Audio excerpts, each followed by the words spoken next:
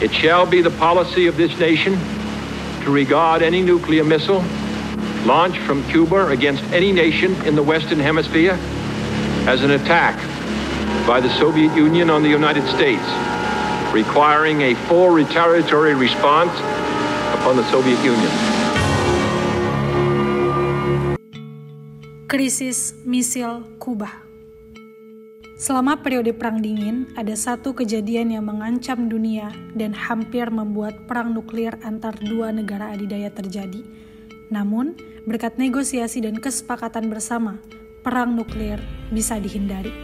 Kejadian itu dikenal dengan krisis misil Kuba.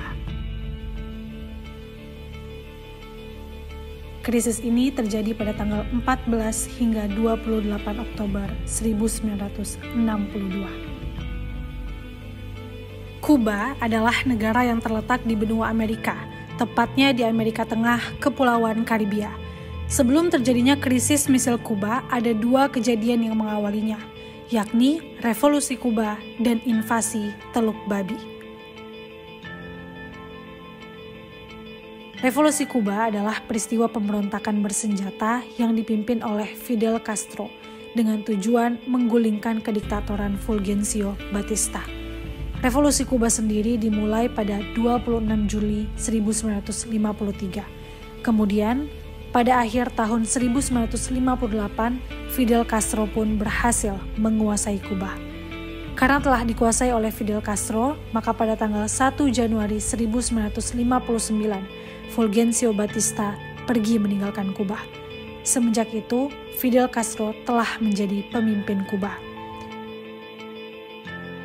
Pada tanggal 17 April sampai 20 April 1961, ada serangan yang dilakukan untuk menjatuhkan kepemimpinan Fidel Castro yang dikenal dengan invasi Teluk Babi.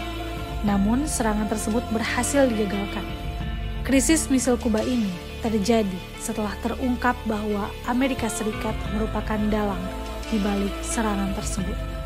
Mengapa Amerika Serikat ingin menjatuhkan pemerintahan Fidel? Alasannya adalah karena Fidel Castro menerapkan sistem komunis dan mendekatkan negaranya ke Uni Soviet. Pada saat itu sedang berlangsung Perang Dingin antara Uni Soviet dan Amerika Serikat. Perang Dingin ini terjadi karena Uni Soviet dan Amerika Serikat memiliki perbedaan ideologi.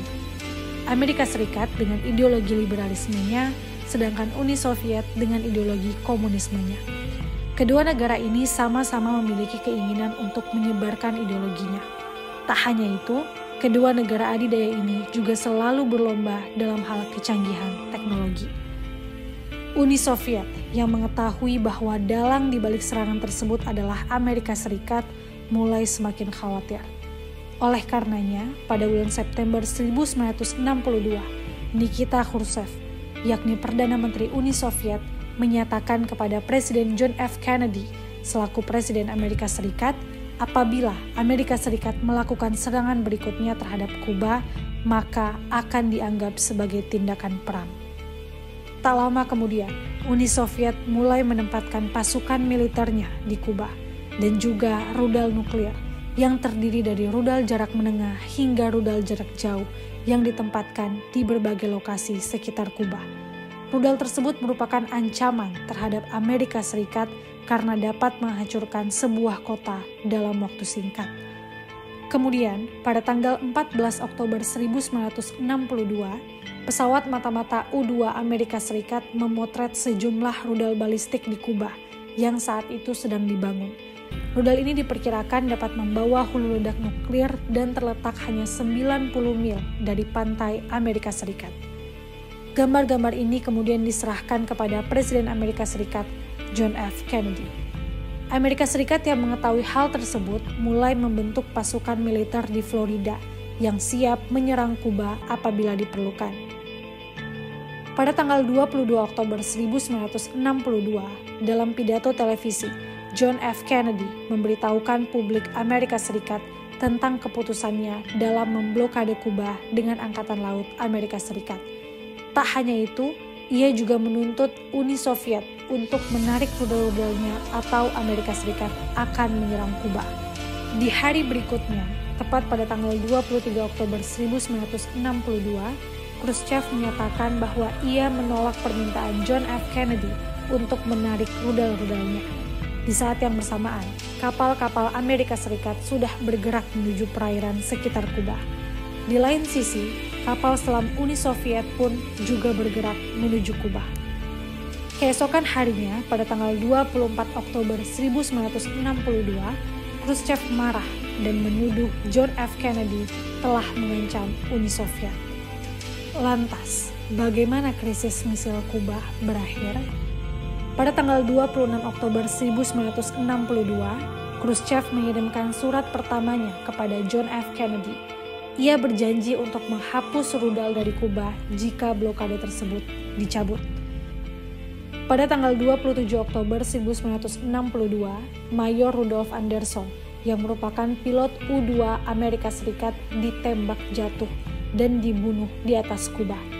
Meski begitu, John F. Kennedy menyimpulkan bahwa Khrushchev tidak mungkin memberikan perintah untuk menembak jatuh pesawat Rudolf Anderson. Di hari yang sama, sebelum tanggapan diberikan, Khrushchev mengirim kembali surat kedua. Ia mengajukan tuntutan tambahan agar rudal Amerika di Turki juga disingkirkan. Lalu di malam harinya, Jaksa Agung Amerika Serikat Robert Kennedy bertemu dengan Duta Besar Uni Soviet Anatoly Dobrynin untuk membahas krisis misil Kuba. Hasil pertemuan tersebut pun menemui titik terang. Akhirnya, pada tanggal 28 Oktober 1962, krisis Kuba tahun 1962 berakhir setelah Khrushchev menulis surat terbuka untuk John F. Kennedy yang menyatakan setuju untuk menarik rudal miliknya.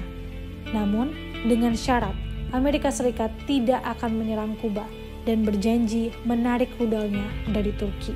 Presiden John F. Kennedy pun menyetujui perjanjian tersebut dan merespon dengan damai.